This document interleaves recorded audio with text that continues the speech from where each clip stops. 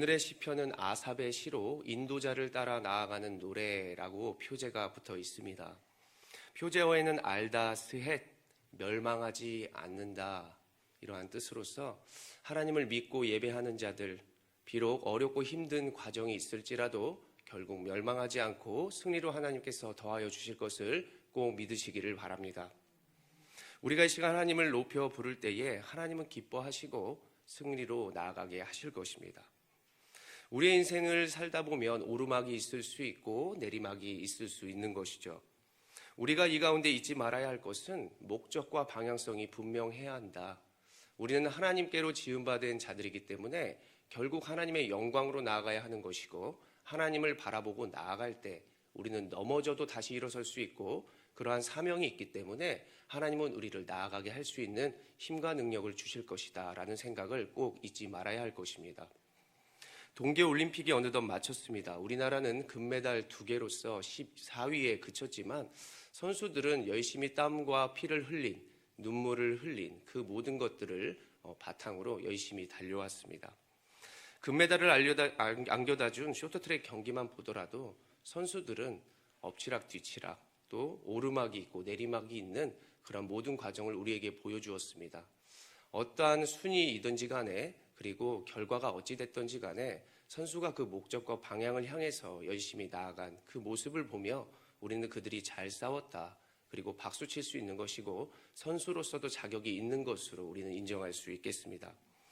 결과가 어찌 됐든지 간에 그들은 경기에 성실히 임한 것이고 그들은 결승을 완주하였습니다. 누구나 인생을 살아가며 이렇게 오르막이 있을 수 있고 내리막이 있을 수 있다는 것입니다.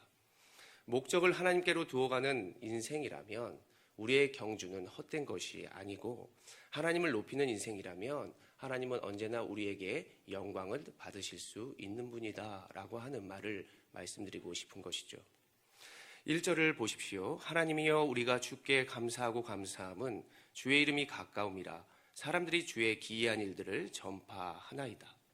우리가 왜 이 시간 하나님께 감사하면서 예배를 드리고 있는 것입니까? 하나님께서 우리를 구원하여 주셨기 때문이죠. 분명히 나를 위해 이 땅에 오셨고 우리를 통해서 영광 받아주심을 믿기 때문에 우리는 이 시간 하나님을 찬양하고 하나님을 높이는 인생으로 이 시간을 보내고 있는 것입니다. 오늘 내가 예배드리는 이유와 내 삶의 목적을 알게 해주셔서 감사합니다. 우리가 그 감사를 하나님께 이렇게 입술로 찬양하며 올려드리는 것, 이것이 예배라고 할 수 있는 것입니다. 오늘 우리처럼 시인도 하나님께 이렇게 찬양과 감사를 드리고 있습니다. 그 이유가 2절과 3절에 나타나고 있습니다. 하나님이 때가 되면 선악을 구분할 것이고 창조주이신 하나님이 거짓된 것을 소멸시키실 것이다. 우리가 악으로서, 우리의 헛된 선택으로서 우리가 거짓된 것에 노출이 되었기 때문에 하나님은 하나의 형상대로 나아갈 수 있도록 하나님은 모든 것들을 솎아내려고 모든 과정에 어려움과 요동함을 줄 수 있는 것이다 라고 우리는 생각해 볼 수 있습니다. 하나님은 우리의 인생에 무언가를 왜 막으실까요? 왜 우리 인생 가운데 모든 것을 흔드실까요? 우리의 옷에 먼지가 털어지려면 모든 것들이 흔들려야 합니다. 그래야 바로 제대로 된 것과 먼지들이 이렇게 구분됨으로써 정한 것은 정한 것으로, 부정한 것은 부정한 것으로 되어지는 것이죠. 하나님은 우리를 다시 하나님께로 나아가게 하시고자 거짓된 것을 떨어버리는 그러한 작업과 구분되는 작업을 요동함 가운데, 또 오르막과 내리막 가운데에 우리에게 허락하신다라는 것을 우리는 꼭 기억하셨으면 좋겠습니다. 3절을 보십시오. 질서대로 우리를 창조하신 창조주 하나님을 우리에게 알게 하고 있습니다. 하나님은 그것을 통해 무엇을 받기를 원하시는 것입니까? 영광을 받기를 원하신다. 우리가 어떤 자리에 있든지 간에 내가 너를 창조하였고 모든 것이 나에게로부터 온 것이다. 바로 우리는 하나님께로 모든 것이 온 거기 때문에 그분에게로 돌아가게 되는 것이죠.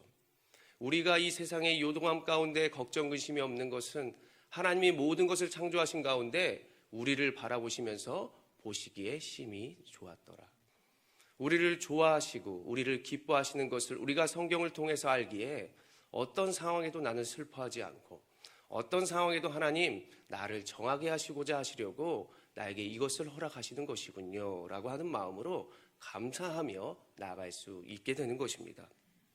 우리가 이 과정 가운데에 우리의 정체성과 모습을 잘 돌아봐야 할 터인데 우리 5절을 한번 같이 읽어보겠습니다. 75편 5절입니다. 시작. 너희 뿔을 높이 들지 말며 교만한 목으로 말하지 말지어다. 아멘. 여기서 뿔은 우리의 힘과 능력을 말해주는 것입니다. 우리가 교만하지 말 것은 하나님께서 어떤 과정 가운데에서도 우리를 보내주셔서 하나님을 찬양하고 하나님을 높이는 인생으로 나아가게 할 것인데 우리가 높은 자리에 있다 할지라도 때로는 낮은 자리에 할지라도 모든 힘과 능력이 하나님께로부터 온 것을 잊지 말아야 한다. 높아질 때 교만하지 말고 낮아질 때 슬퍼하지 말지어다. 우리의 힘과 능력이 오직 하나님께로부터 온 것을 믿으십니까? 그렇습니다. 우리가 힘이 없어도 하나님이 힘을 빼라고 주지 않는 것입니다. 하나님이 우리를 높일지라도 우리의 힘으로 크게 힘줄 필요가 없습니다. 하나님은 높인 자리에서 겸손하게 우리가 하나님께 나아감을 통하여 하나님은 영광을 받으실 것입니다. 이렇게 우리의 힘과 능력은 하나님을 높이는 일에 하나님을 섬기는 일에 전적으로 나아가야 할 것입니다.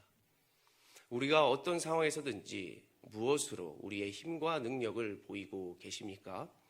우리가 어떤 상황에서든지 하나님은 함께 하시고 분명히 우리의 힘과 능력이 어느 곳으로 가는지 또 어떤 방법으로 쓰여지고 있는지를 분명히 관심 있게 보고 계실 것입니다.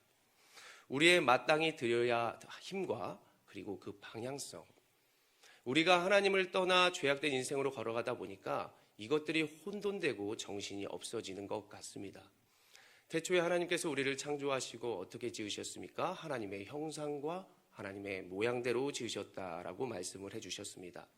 형상은 방향성을 이야기하는 것이고 모양은 방법을 이야기하는 것이죠. 그 말씀을 기억하면서 우리는 그분의 형상을 따라 그 방향대로 그분의 모양대로 힘과 능력을 우리가 발휘하며 나아가야 하는 인생으로 나아가셔야겠습니다. 그 가운데 그 방법대로 우리에게 승리가 있을 수 있는 것이죠. 자, 우리가 7절을 한번 눈으로 보십시오. 오직 재판장이신 하나님이 이를 낮추고 저를 높이시느니라. 오직 그분을 언제나 인정하고 따르는 인생이야말로 하나님이 그 낮추시고 높이시는 인생 가운데에 영광을 받으실 것이다. 언제요? 하나님의 때가 이를 때에. 그래서 우리는 어떠한 때나 어떠한 상황에서든지 모든 심판 그리고 모든 창조주 모든 주인이신 하나님을 잊지 말고 나아가셔야 할 것입니다. 우리의 인생을 돌아보길 원합니다.